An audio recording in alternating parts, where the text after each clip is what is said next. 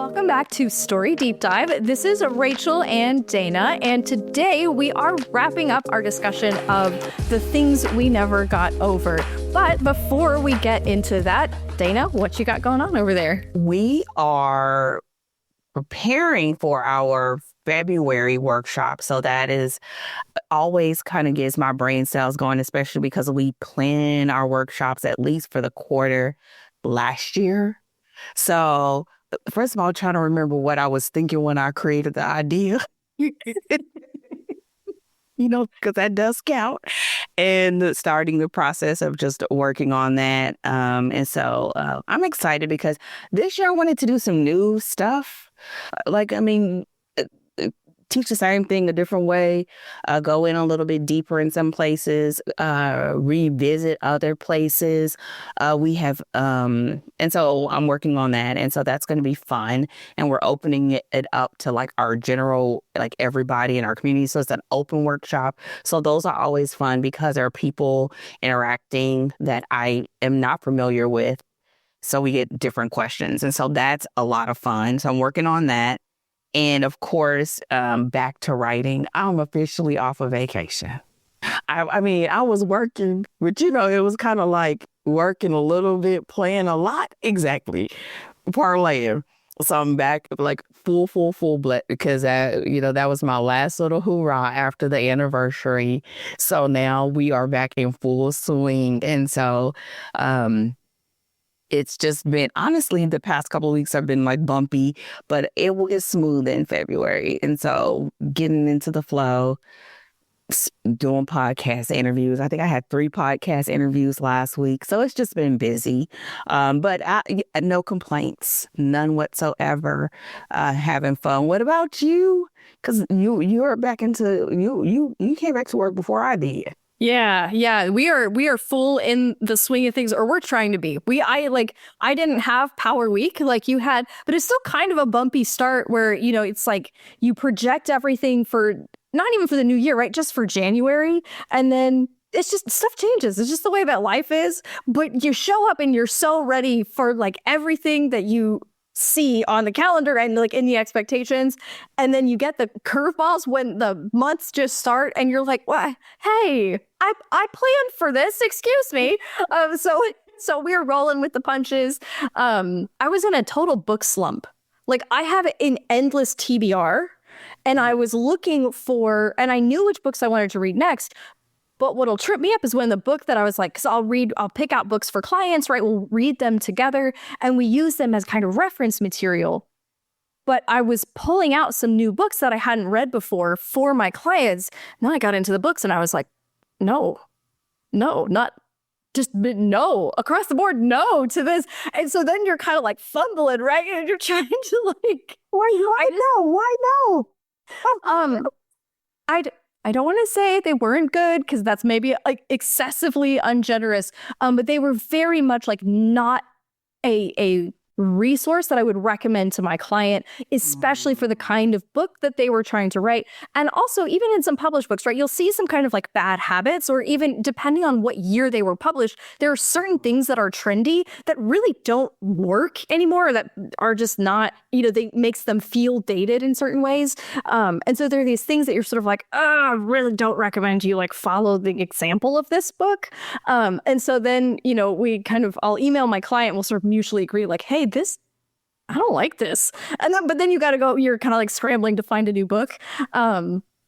So finally locked on some book picks. We've got a new game that we started on Twitch in the last couple of weeks, which is Assassin's Creed Odyssey.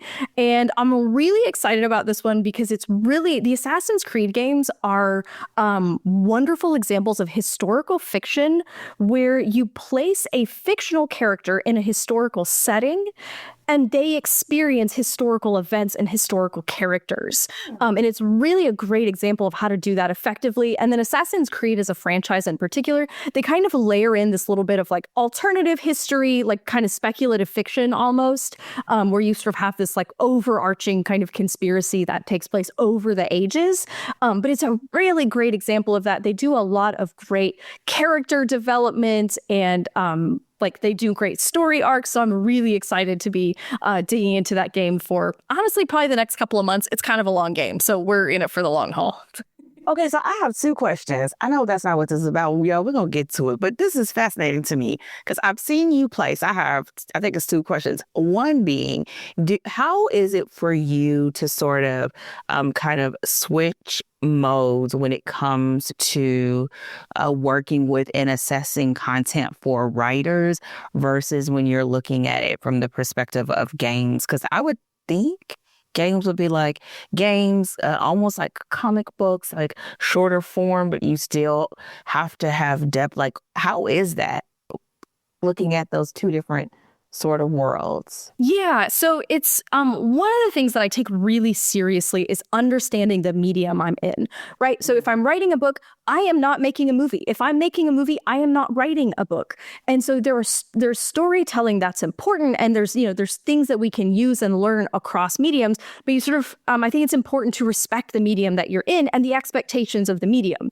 So video games are an interactive as well as a written, as well as a visual medium, right? So you're taking into account the global story arc is really important, that the pacing makes sense, but you also know that you're pacing it over it could be a 10-hour game, it could be a 60-hour game, right? With like you also have subplots that'll branch off. So the requirements are a little bit different because the player gets to be in control of aspects of their journey. So I'm looking also at things like character development and dialogue. Video games are really good to look at for like overarching plots where you get like your major plot points, because those are usually fairly like they're static within the game. So no matter how you choose to play, you will hit these particular like plot points in the game. And then character development, character arcs, and dialogue are some of the ways, like some of the things that you can really look at more closely in video games, because those are outside of game mechanics, which is a game specific to the medium.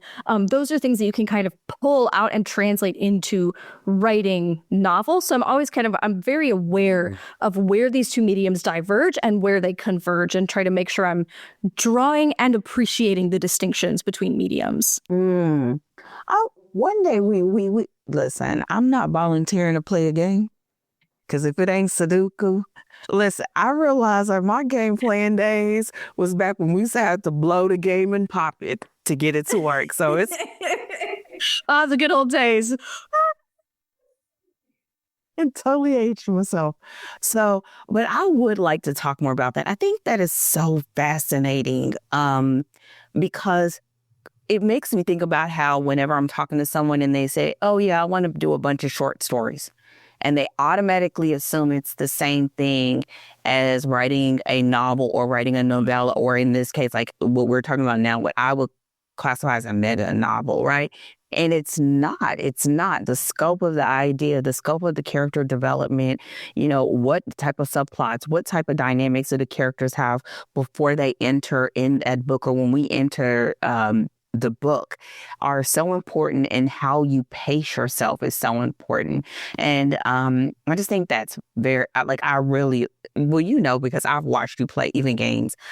Listen, I have no business even watching.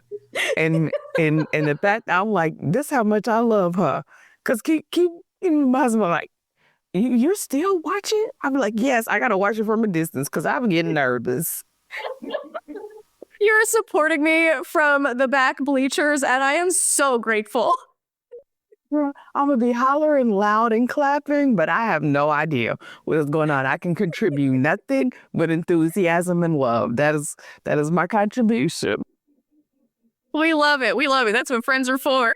That's right. That is absolutely correct. Give me credit for it, because maybe I'll be showing up and look dressed wrong, inappropriate. I don't even ask questions. I don't even ask questions no more, because everybody be like, what is she doing? It's obvious. She's not a part of this. Oh, goodness.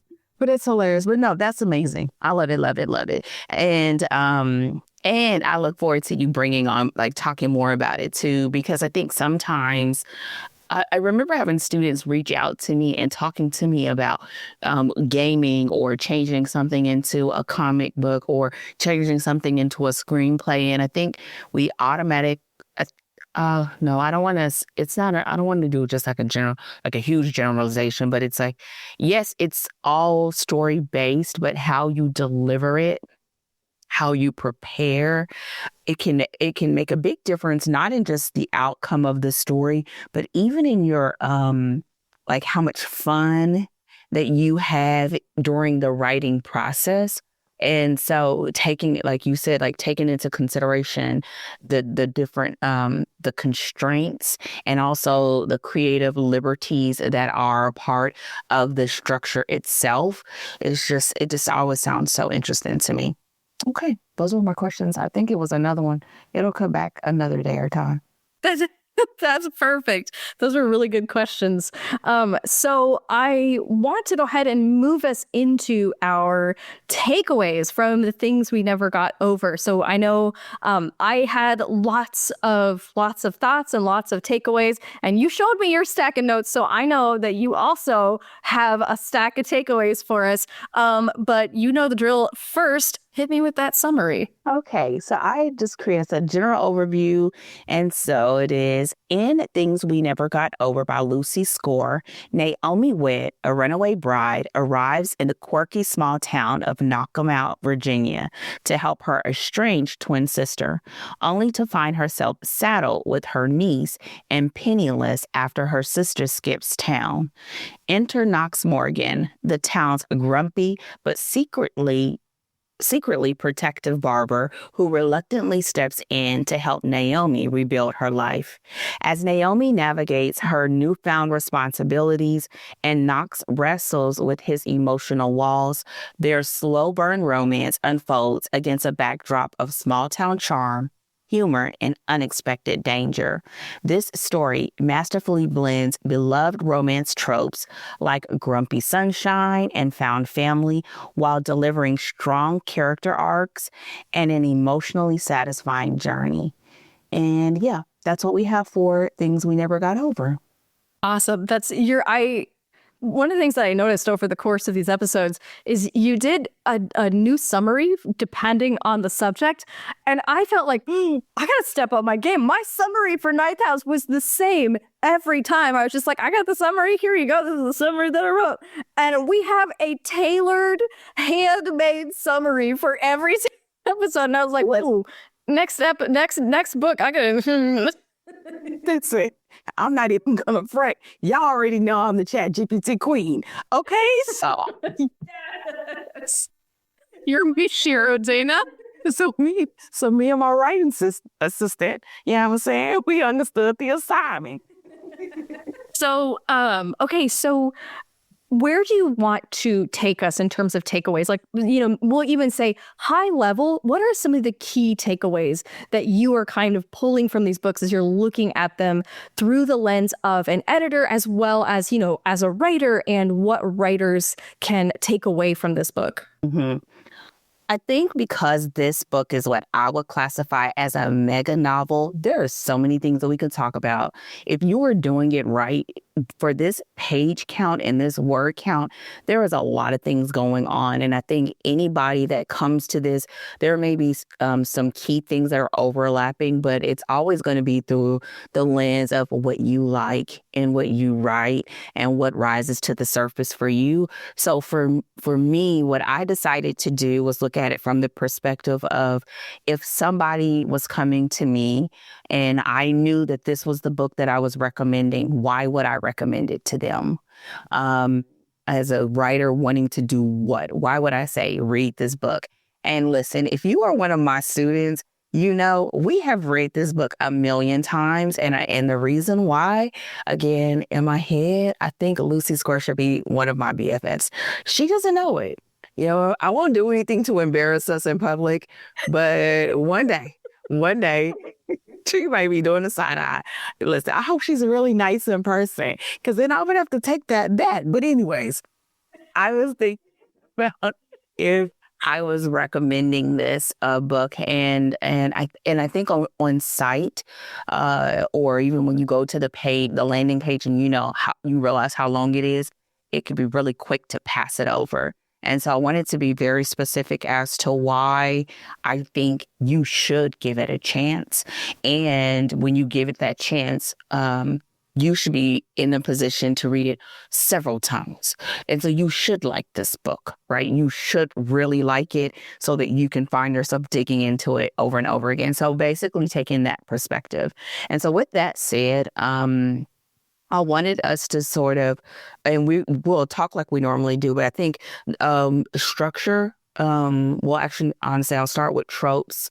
Tropes is probably one of the biggest reasons that I love this story. She does some tropes justice to where her character should be standing up, in the dictionary, near that trope. And so tropes, another thing that I thought was really important about this book is the structure, her ability to look at plots, subplots, pacing, also the fact that it is a really good book one. It is a really good book one for a series. And so looking at the structure, the other thing, which we had a great discussion on this, and so, and you guys would have already heard it, but it would be the characters. This is a excellent example of having a story where when you really look at it, it is complex characters with a very simple plot. And the characters are rich and deep, and it's not just her, or it's not just him, it's them, and it's even the people that are closest to them and around them. The other thing that I want to just touch upon, which because this is romance, I write romance, this is a slow burn. It's a super slow burn. Now, it's not super slow, but it's slow enough. But she has chemistry from the beginning. And that's not going to be a long conversation. But I think that conversation is great for people, whether you write romance and you want to write a slow burn, or if you write another genre and you want a subplot that is a romance, that is a slow burn. Yep. Oh, man, I had that in my notes, too. I was like, if you have either slow burn and or enemies to lovers, even in a romantic subplot, you should go ahead and grab this book. Exactly. So we'll talk about that. And the final thing that I think that I have, I think it's the final thing, yes. The final thing that I have is thinking about themes. For me, themes are early in the process. You don't hear people talk a lot about things unless you're hearing someone talk about like more on the creative writing side, or the writing books, but I believe that especially if you're a person that you are tapped into your brand, themes are important. Themes are important to your brand. Themes are important to your tone. Themes are important to this series, and it just carries over. So even if we can touch a little bit on themes and how important they were, and so that's what I have. It seems like a lot, and I think we can cover it because it's not about going deep. We're going a little bit wide, but that's why you can go back to the others, and hence the recommendation, read the book. And I should say every single episode that this is an excellent audiobook. It is a great audiobook. So you are winning either way, but diving in. So those are the areas that I have to sort of go over, and for us to chat about today. Amazing. So if it's okay, because this is some of some of my first notes, I would really love to talk, to start our conversation with the structure. If it's okay if we come back around to the tropes after structure. Dive in. Okay. So because I think you made a really important point. So this book is freaking long. This is like, take a romance novel and make it Brandon Sanderson length, right? Like that is a colossal undertaking for a romance novel. Yeah. And so what that means is that Lucy Score can't let up. At no point can she not keep the hits coming, because otherwise, now this is even true in shorter books, and it's doubly true for a long book. if she slows down, if she lets it lag, you're going to start losing people because they're going to start falling off the bus because it's got a long way to go before we get to the end. So one of the things that she does so well is, so we have what I would say is our core plot, right? And that's kind of our love story, which is sort of, it's the primary, I'm kind of saying it's like the primary story. It's like what everyone's really showing up for. It's the kind of spine of what's happening. And then you have all of these subplots wrapping around that story. And they're kind of, we talked about the DNA strand, right? Where they're interweaving and kind of all connected together.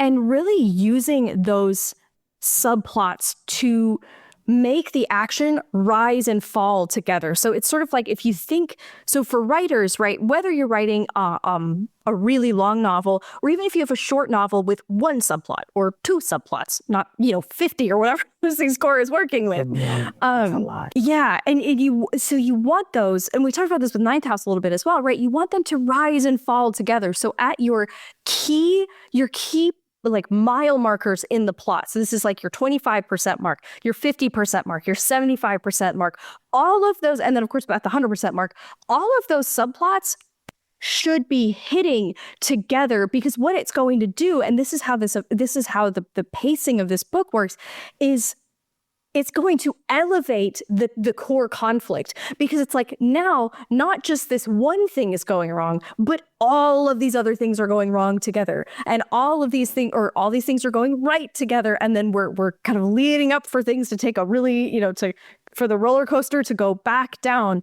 And so you really, when you're looking at a book with length like this, whether you're a fantasy writer, whether you're a romance writer writing a long old book, you can't, you don't get to slow down. We have to keep moving, and we have to keep the conflict going, because again, you risk losing readers if you think that because you have 600 pages, you can just take your time and just meander around. Don't fall for it. Don't fall for it, because your readers won't, and you don't want to either. Yeah, I think that's absolutely true. And not just that. I think even if you're reading the physical book and you're starting to tap out and you look and you turn and look to the side and you see how many pages you have left to go. But I think the flip side of that as a writer could be you're doing teen too much. You don't realize you're doing teen too much. I think with Lucy's Score, if you actually looked at her page and her prose and the balance between prose and dialogue, you'll see that there's a lot of dialogue. And so I think that's another reason why she has so many subplots, because there's a lot of things going on. So while all the dialogue is going on, we are learning about the characters and we are seeing the characters in action. And this is how she keeps that pace moving as well. I think when you're talking about the rise and the fall, you're talking about like the sequencing of the beats for those subplots as well as the overall beats for the act, so that you're still getting to those points where everything sort of converges before it almost explodes again. I wish I was I like to dibble dabble in art. I wish I was a little bit better to describe this, but this is how I see it. It's almost like it's fine and then it sort of explodes and then it kind of comes in to kind of end that act before we spill them over into another act. And I believe that the reason why it works here is why people love it, right? That you have this environment that in theory is a small environment, but in fact, in story, it's robust. It's a small environment, but it's huge because of everybody being in everybody's business. And not only do you have, the people working at the bar, but the people working at the barbershop. And then you have the people that are, at Liza J's house. So it's like you have this really big world in a small container. And all of it is to show how well Knox and Naomi thrive or not thrive or they're struggling to with life and with their decisions and with their wounds and with the stakes that they're up against. And so, yes, I think this has a lot of subplots. And I think even though we don't even have to talk about the tropes individually, it folds, because I think what Lucy Score does, I don't know. I want to read more of her series, because to me in this series, it's almost as if she uses big tropes to change and shift between acts. It's almost like you're getting into a new story as you get into a new act. And I think that really does a great job for pacing, because you don't want to miss anything as a reader. You don't want, listen, when they finally get to the Stevie parts, you be like, wait a minute, but, and then our parents pop in, you're like, wait, go home, get out, come back later. And she just uses that. And so it's like this constant push and pull that she does that just keeps us awake and focused. And unlike for me with Lucy Score books, she makes me want to luxuriate in a book. Me putting it down is not putting it down because I can't come back. It's because I want to be able to milk everything from that experience. And I believe it's because her dance between structure and tropes, A+, chef's kiss. Give her an award. Like Rihanna said, a round of applause. All of that. And that's another reason why I love this book. And I think it could be, if you're a new writer, you can be like, oh my gosh, I could never do that. And I don't think that's ever what you want when you're like learning in this method, that it's inspiration. But I think it's, even if you took one or two things to get a better understanding, you would be a better writer for it, right? And so yeah, I told the question. Yeah, sure.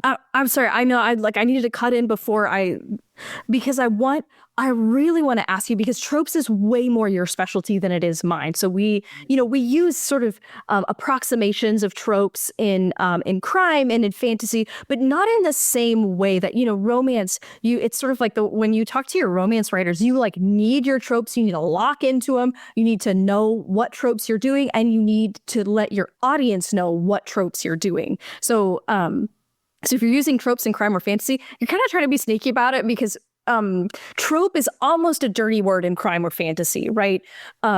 Versus romance, it's a staple of the genre. So I kind of wanted to ask you, and we can kind of blend this over into tropes. How do you because Lucy Score does this so well, how do you sort of use your tropes and your plot to work together, right? Because it doesn't feel like the book doesn't feel tropey in that it's like Naomi is like sunshine, so she's just sort of like goofy and she gets herself into goofy scrapes, where it's sort of where it's almost like the plot, the tropes. No, the plot complicates the tropes. It's right. There's this balance where the characters get to be fully who they are, and the plot is what it is, and yet it's fully delivering on the trope expectations for romance readers. Can you suss that? Can you parse that out for me a little bit? I can, but I'm gonna tell you first. I gotta back up. Whether people think it's a dirty word or not, I think it's the exact same. And here's why. I see that looking at tropes in the sense of story and structure, if you're looking at tropes, it's like looking at ingredients. You can't separate the eggs from the cake. It's just that if you identify your tropes on the front end and you know those are the tropes that you want as a part of your story, it helps you with your story structure from the beginning, because it comes with expectations. If you already know you have an enemies to lovers story, then you already have sort of a cadence in mind. So now you can begin to ask yourself different questions as a writer. Well, why do they hate each other? What is it that caused them to be enemies, and in what capacity, and what was surrounding that, and what are the moments that causes them to start poking holes in the theory, or what caused them to have that antagonistic relationship. And so I believe that every story genre can have the benefit of working out your stories in that way. And the reality is, whether you do it or you don't, they're still there. Why? Because you're still having crime. You're still going to have red herrings. You're still going to have multiple suspects. You still are going to have the person that you're, I don't know what the real word is, but that you're sure is it, but he's not, and it's meant to throw you off of your game. You're still going to have the moment where a lot of the the conflict is sort of this reflection of your protagonist's internal struggles and what they got to come through to be able to solve this crime and no longer allow other people to get hurt. Same thing. And so I think I honestly feel like the more people see that they're an ingredient of the process or of writing, that it will aid you as a writer, and it will endear you to your readers, and it will help you to poise yourself to market the book that you wrote and connect with your readers. And so here, though, I think she does that and then takes it up a notch because of the length. You almost have to. And instead of taking that enemies to lovers and dragging it across the entire book, she got to a point where that enemies to lovers sort of ran its course. And then those, at that point of lovers, they became a fake relationship. And then the fake relationship turns into a real relationship. And then the real relationship, they have a breakup because, wait, we're not in a relationship. Oh, yes, we are. We go together. Oh, no, listen, I'm petty. Okay, so what she does is almost use them, in my mind, in this story, almost like transitions. And now, I don't think everyone will do it that way. But again, I think it serves the purpose here because the book is so long. And I think you want that. You want us to luxuriate in it, because taking out the word count means that we are taking out a lot of the discovery of the town, the secondary characters, the characters that are going to be important to the rest of the series. And it's causing us to have a different experience. And so I hope I answered that question well. But and I would say the final thing, and maybe this is something that we can discuss at a future date, spending some time with like Jen's book, I'm calling her by first name, the Trope Thesaurus books. Each one of her books are really helpful for this, because I think in the beginning she intentionally talks about different aspects. And I would say, even studying some of the books that you really love, looking at the tropes that are rooted in there and how they help the story to move, it can help not just on the execution, but even on the planning, on the editing, and then eventually on the marketing side. Yeah. So what are, like, when it comes to tropes and plot, either separately or together, what are some key questions that writers should be asking themselves if they're writing a book like this, or if they're new to working with tropes, or if they're juggling subplots? Like, what kinds of questions would you kind of have them asking themselves at this point? Well, I think I don't know. I don't think you have to do one or the other. I will say, when I'm working, y'all, listen, when I'm working, I know I'm a 4-act structure girl. I just know that. Point blank, period. Exactly. It's just easy to write. It's easier to evaluate. It's easier to edit.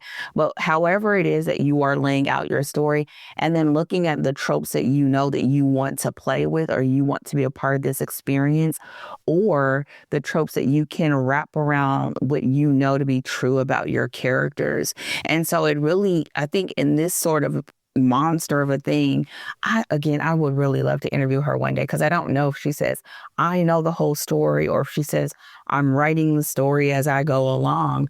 But in this case, I think it would be like, what is your overarching goal for that story? Without worrying about acts, without worrying about how they're going to progress.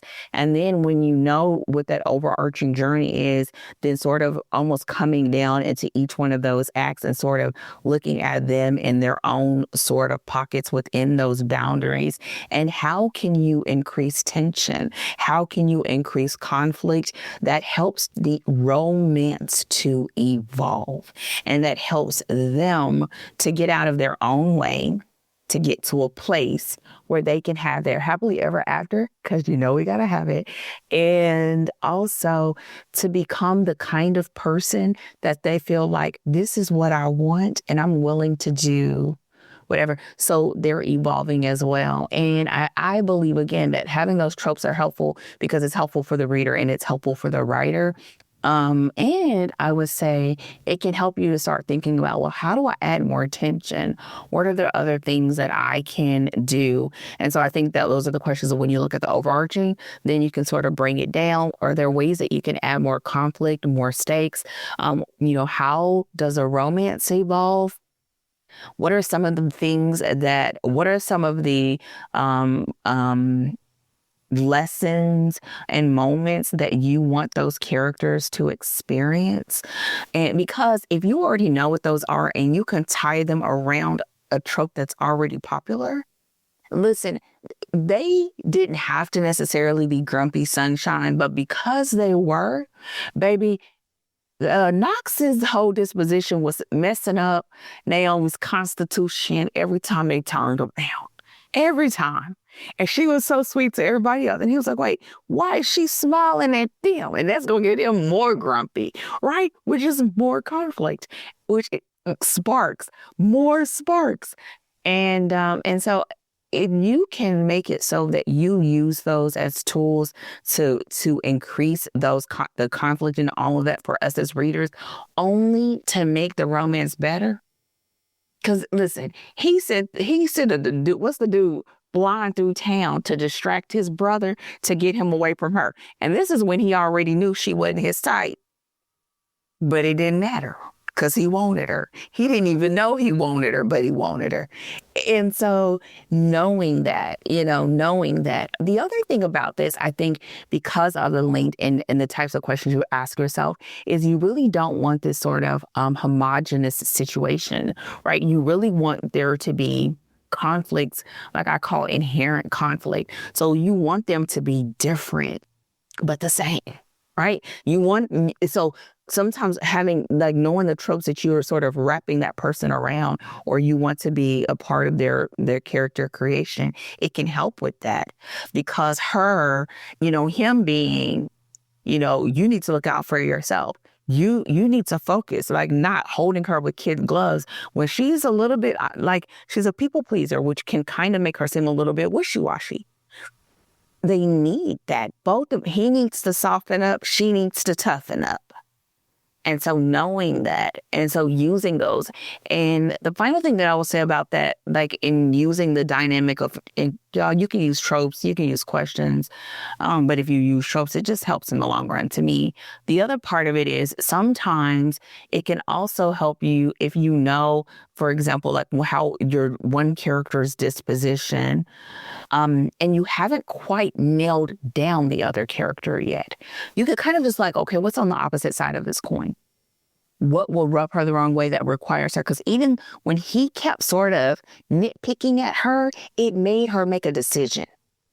She would have been like in that Roach Coach motel until something, and he was, no, you're not. So think of something else. And that made her have to make a decision.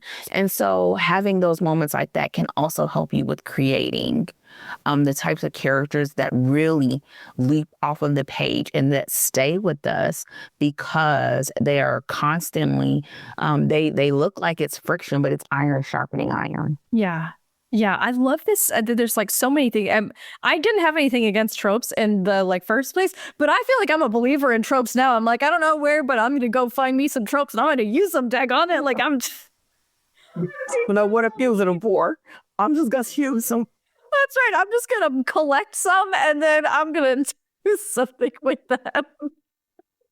But I love this idea of like, first of all, like using your tropes and your structure. So you're using your tropes to fuel conflict. And you're also thinking of like, for example, like in the rising action, how are these tropes developing in the rising action, right? Like what is the conflict that's kind of coming from these tropes, or how is the action kind of shifting the trope that we're in?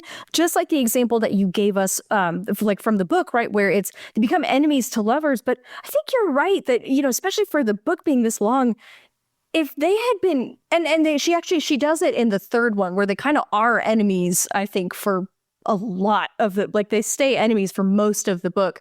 But I think it's easy to draw it out too, like it would have been easy to draw it out too long. And then it's like kind of annoying. And you also have to like justify the fact that like they're enemies and at midpoint they sleep together, right? Which again, she does it in the third book, but you're kind of trying to find these ways to keep the book moving and to keep the conflict going, but also letting it take a natural progression. Because I think, for Sloane and Lucian, it works for them to be at each other's throats for most of the book because they have this long history.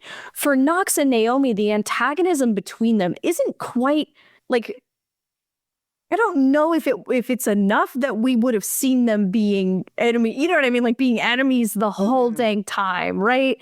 And so using tropes to fuel conflict, but also to look inside of your story structure and see how the tropes themselves evolve over the course of the story. I hadn't thought of tropes in that way, and I think that's just a fantastic takeaway. And even the examples that you gave, the reason why in book 3, we should have like ding, ding, ding, read book 3 too.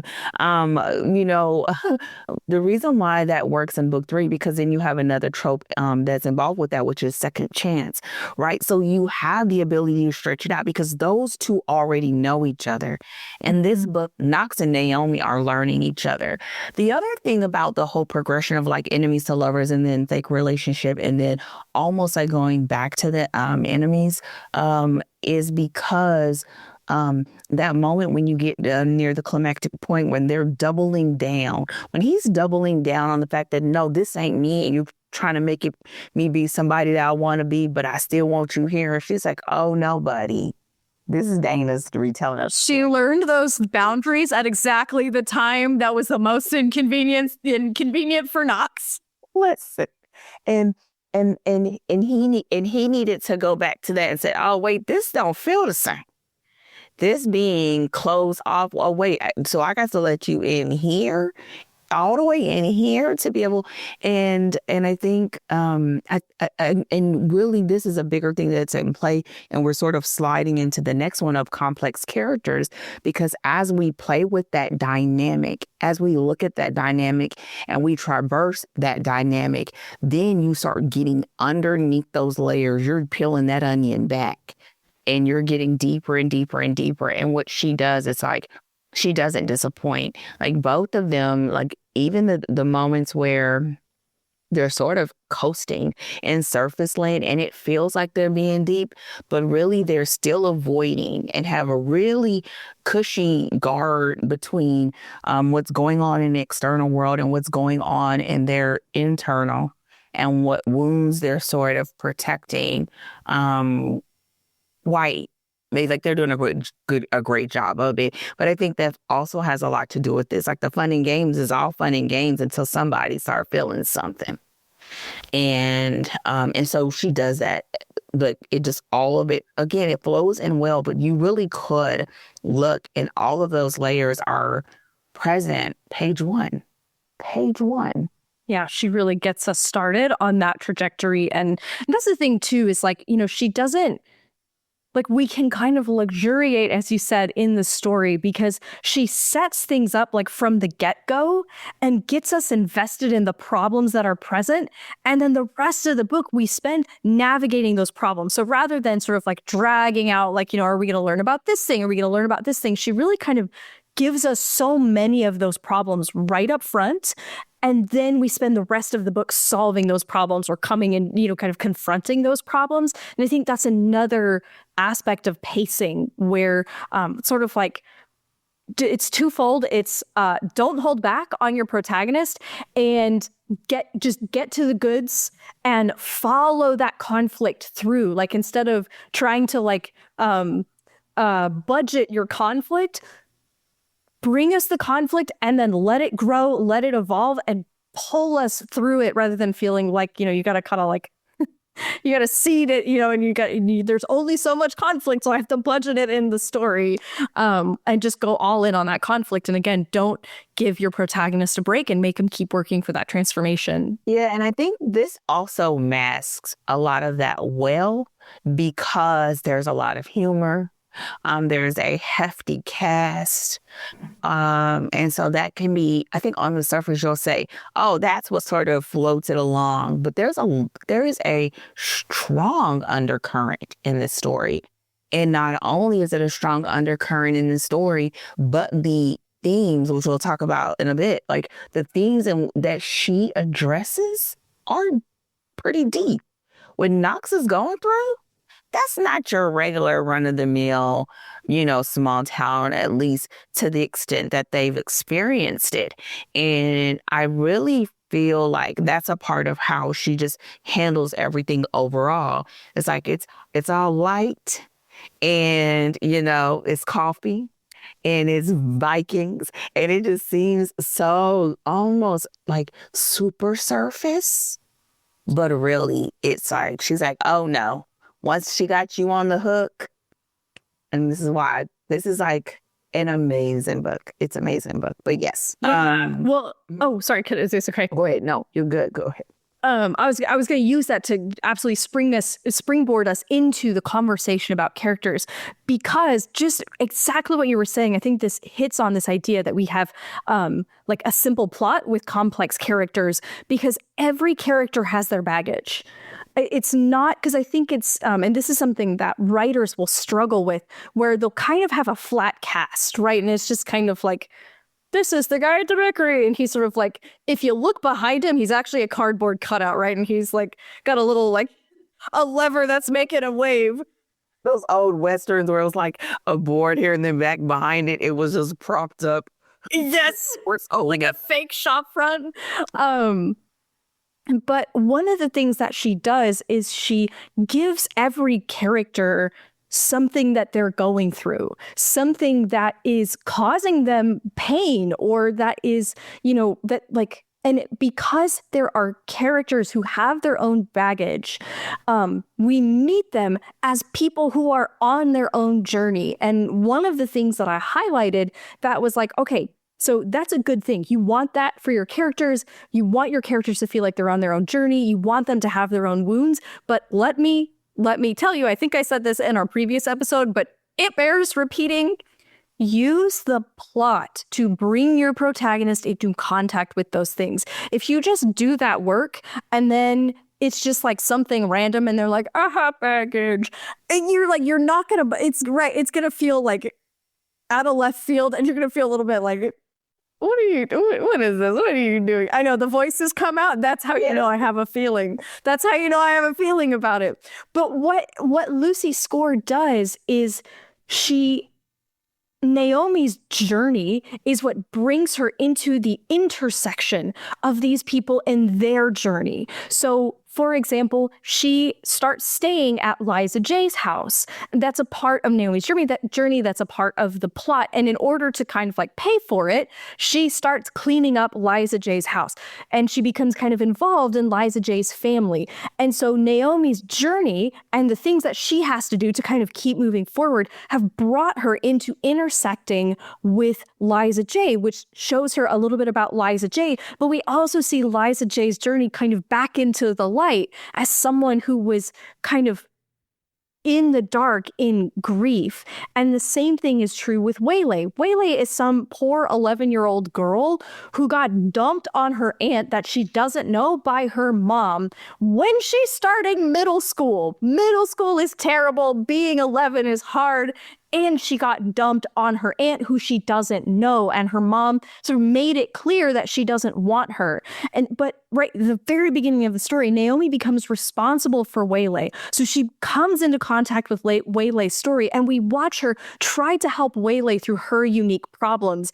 And this even moves into Naomi having to, like, pardon me, dear listener, dear viewer, sack up and do some confrontation because we have some people acting crazy and they shouldn't be, and they're taking it out on Waylay, right? And so what we're seeing is Waylay in her process of trying to navigate being 11 and being a part, Naomi being sort of her stand-in mom.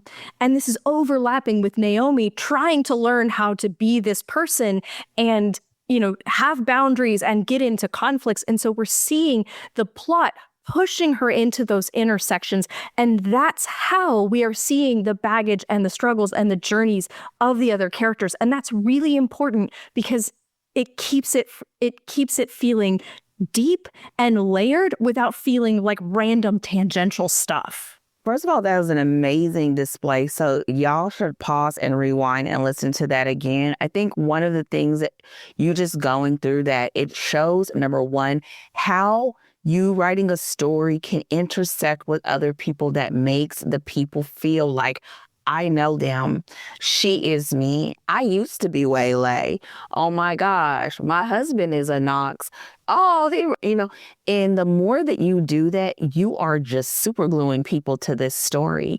And also what it's doing, I like the way that you said it, what kept going on in my brain is like, is sort of supersized version of the trifle cycle, right? Of like what this person has to go through, because Naomi is a person that's already struggling with I don't want to say with her voice, but with voicing what she really wants for her. So for her then to become the voice of a child who has always just been baggage, and now she's got to be the voice to be able to not just protect her, help her to feel seen, and try to do it without, anybody hearing her knees knock.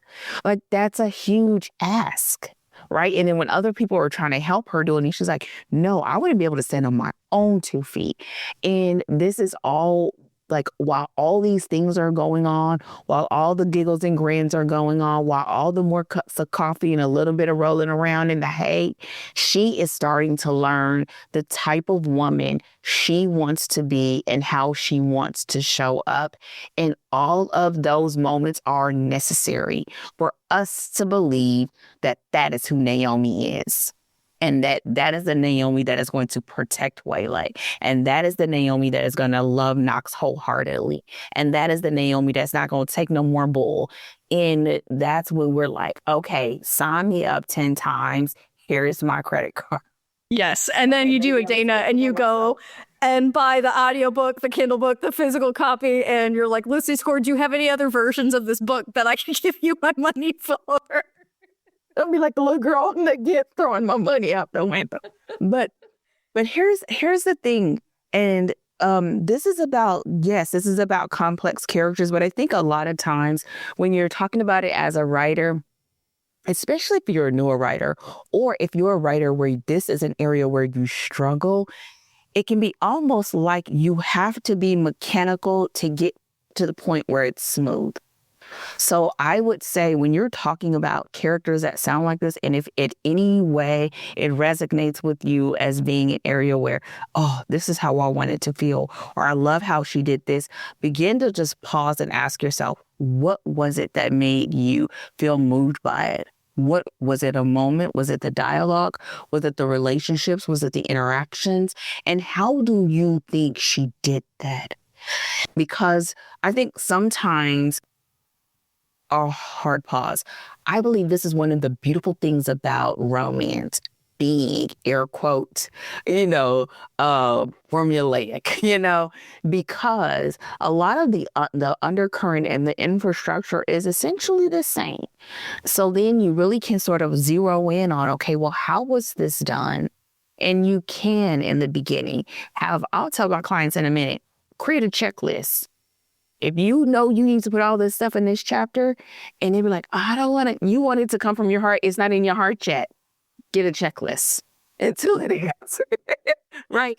And it's okay. You don't have to tell nobody. Only you and I know. I ain't telling nobody. You ain't telling nobody. Good. It's not like they're going to see the reader's not going to see the checklist. Come on. Listen. But if you have that plot hole, they'll feel it, even if they don't know what it is. And so I would say, find characters that make you feel like, oh my goodness. And then being able to layer it. Like when we talk about Waylay, if you go back and read those first chapters, when Naomi went into Waylay's room in that trailer, one of the first things that she noticed, I think she's a girly girl. And that would have been the furthest from what you would have thought about Waylay, but it's because she never had the chance. She never had the chance. So not only do we see how love changes Naomi and how love changes Knox, but we see how love changed Waylay. Because she could be a kid and still feel safe and still feel protected and still feel loved. And so I think that's where, going back to when we I feel like we've started this podcast a million years ago, way back in the day. Going back to like why I love romance is because of this. It's like it's this, chandeliers swinging moments that's on the surface, but underneath, it's the stuff that makes us like our hearts beat, that makes us want to feel that way, that we want our kids to feel that way, and it comes down to, how do you see those characters? How do they act out from those emotional places? We had the witty banter, the jokes back and forth, having to decide, how do they grow individually? How do they grow as a couple? What are moments that you want to see that we witness on the page so that we are in alignment with how you see them as the author? And what are the moments that causes them to be totally vulnerable? Because it's almost like you have to get totally vulnerable to have a step further in those, like the growth moment in those characters. And so when you find characters like this, grab a hold of them. Especially if they're like your jam. Like, and all of them are not going to be your jam, not the whole book, right? I think the whole book is great as a whole, but there's a couple that you will always remember that you can go back to. It's like, okay, I want to study how she did Knox. I want to study how she did this or that. And it just makes you excited to be a writer and to just strengthen that muscle. Yeah. Yeah. And I just want to say, like, this is, and you mentioned it before, but, we read these final drafts from people, right? This, I don't know how many times Lucy Score edited, but I know this wasn't her first draft. Okay. So, number one, right, comparing your first draft to her like 20th draft, like let's slow down, let's reel it back and remember where we are in the process.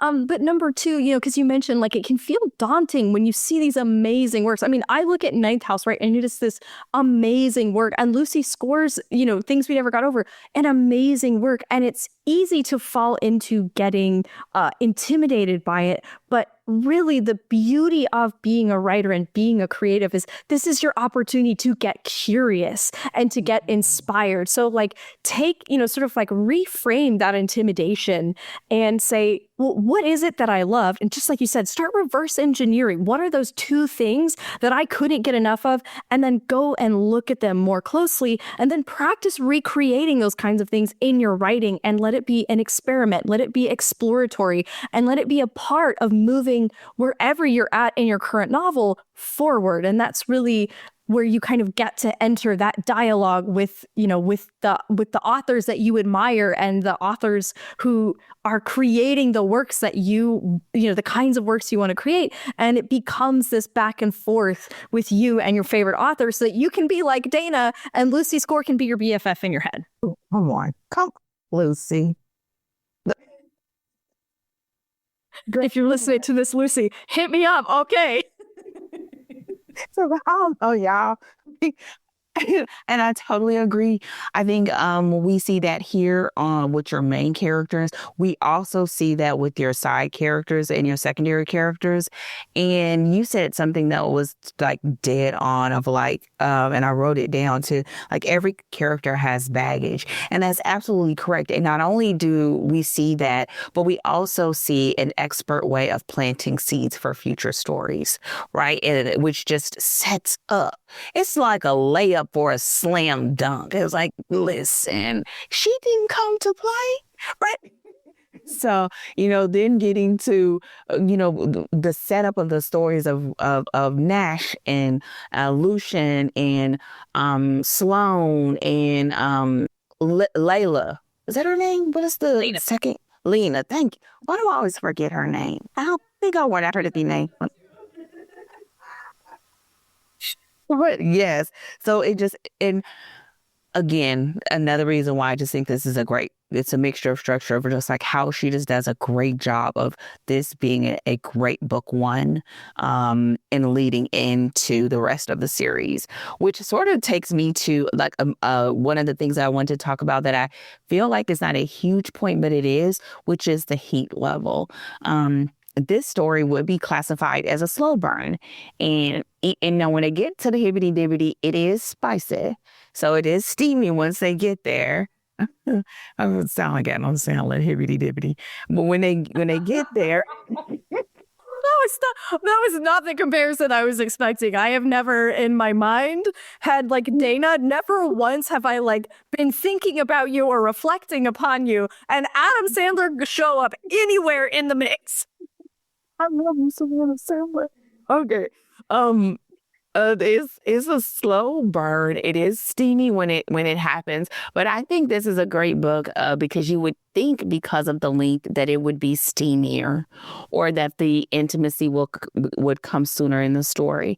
And here is where doing all of the legwork in the other sections, the structuring, the tropes, the pacing, made it so that you didn't miss it.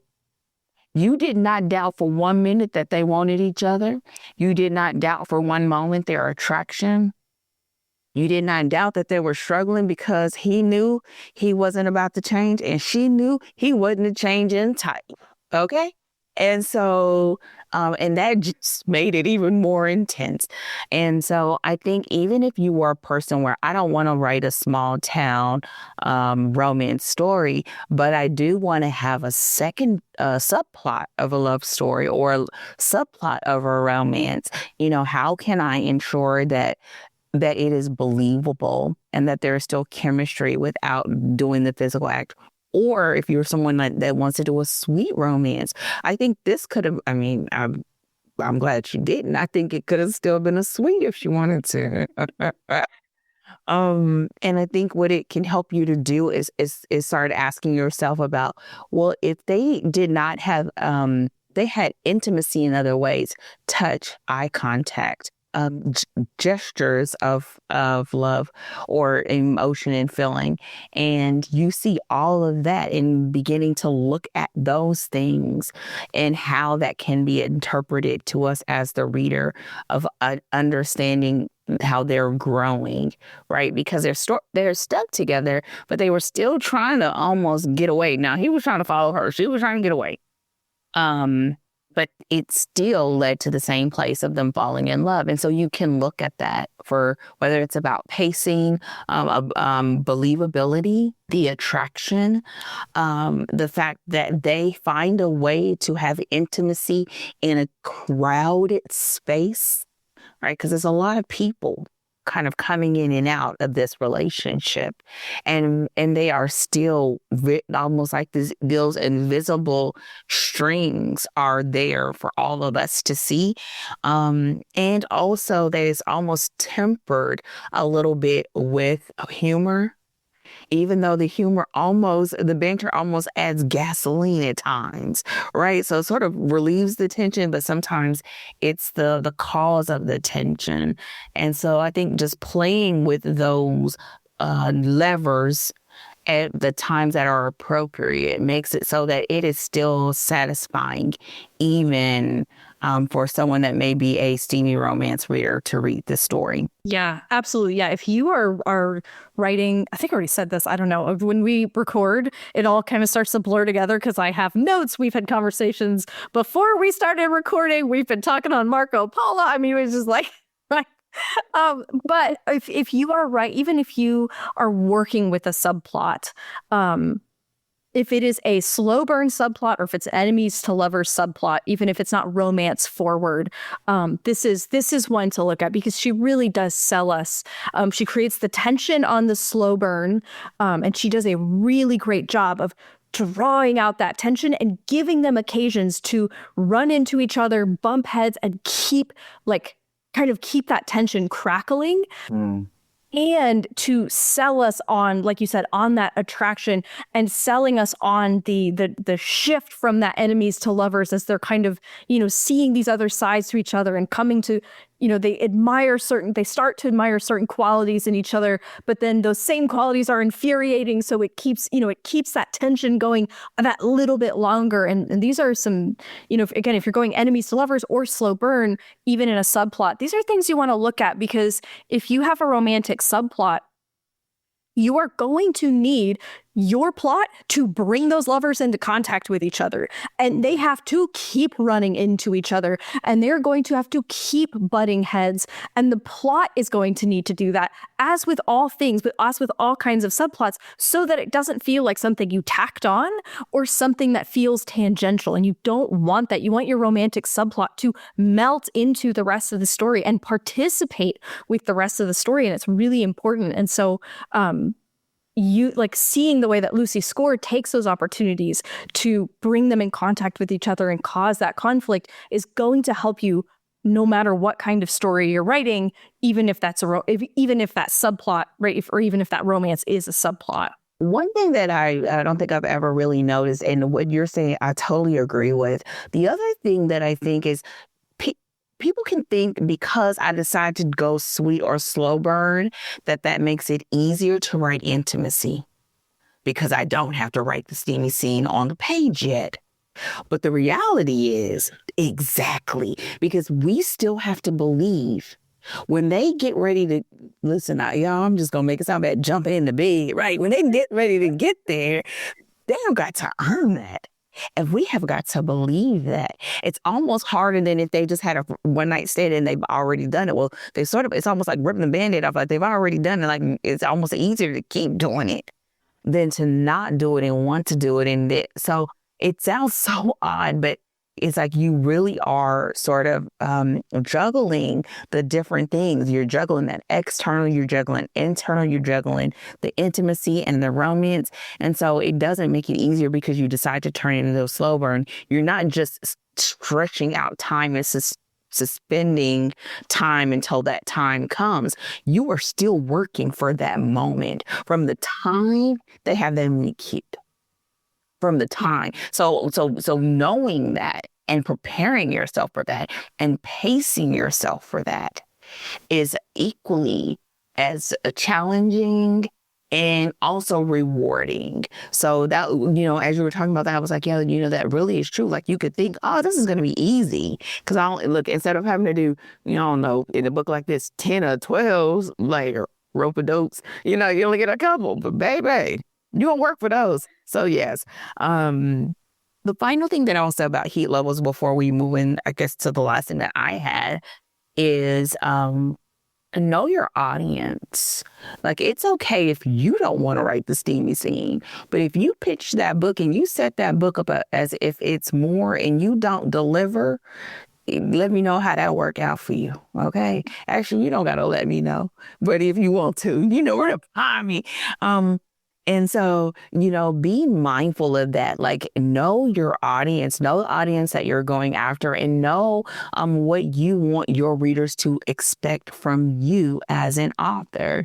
And I think she does a great job of sort of being one of those authors that can almost straddle that line. She can have something that's a little more racy, and she can have slow burn, and people won't bark at it. But I think it's because she mastered how to manage that heat level. So you don't miss it, because you haven't missed the chemistry between them.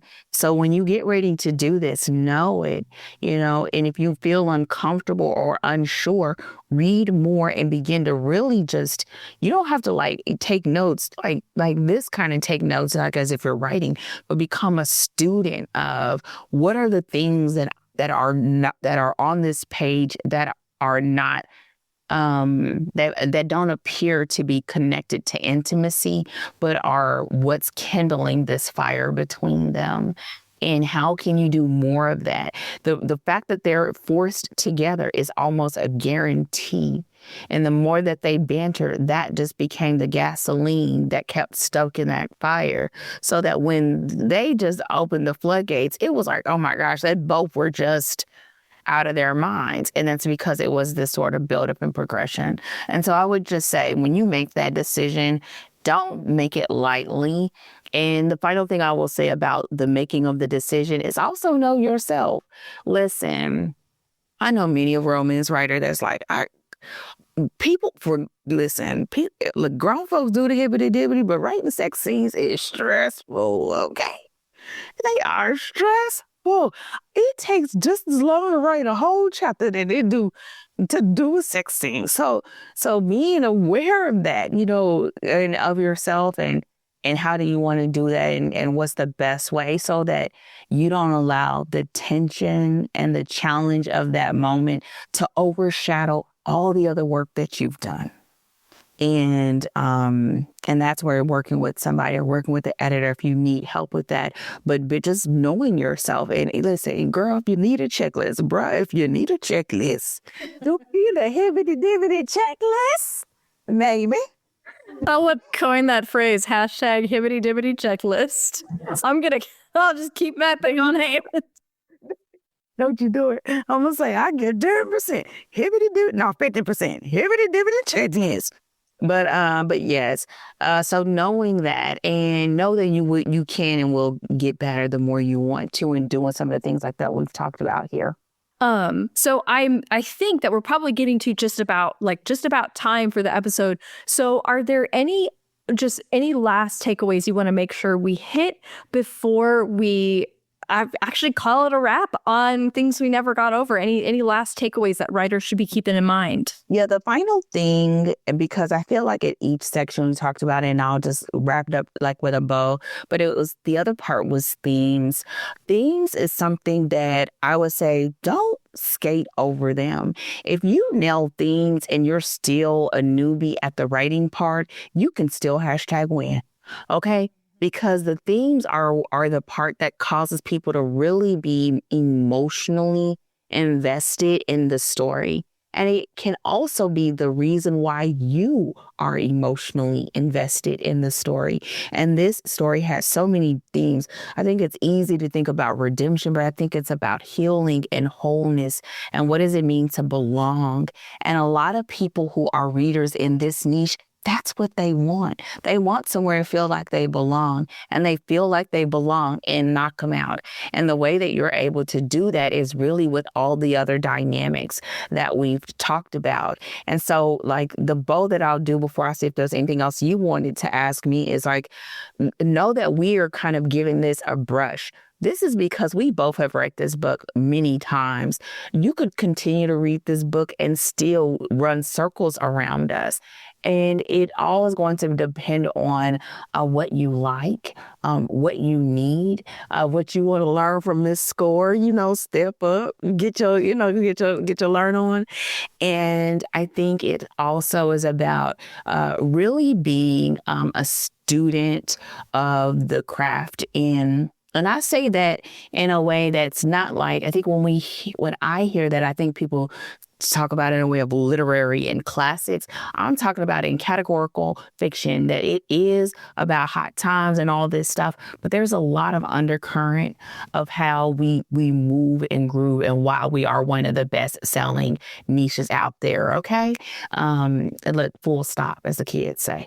But as you look at this story, I would say don't take on everything. I always tell my clients, find the one or two things that will have the most significant impact or the things that you want to master the most. And just work on those and pick a project. And don't pick up one, put down, don't do all of that. The Bob Hope, stop it. Or was it Newhart? Stop it. Instead, pick it up, work for a full project, give yourself time to evaluate how it went and then what you would do differently, and then make those adjustments before going into a new project. But this is definitely a book that if you want a true contemporary romance, you want small town with all of the feels and the laughs and the drama and the shenanigans. If you want something that makes readers feel endeared to your characters and you as a writer. And if you just want an overall entertaining book that you can read over and over again, then this is one of the books for you. It should be on your shelf for sure. Yeah, absolutely. 100%. Again, my clients aren't primarily romance. They do a lot of romantic subplots, which is why romance is always going to be relevant. It is the top selling genre.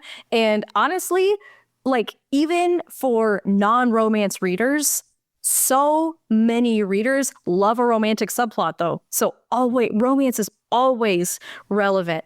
And this is, such a great study, just like you said, in endearing your reader to your characters, and to you, there, by proxy, yourself as an author, and really, I think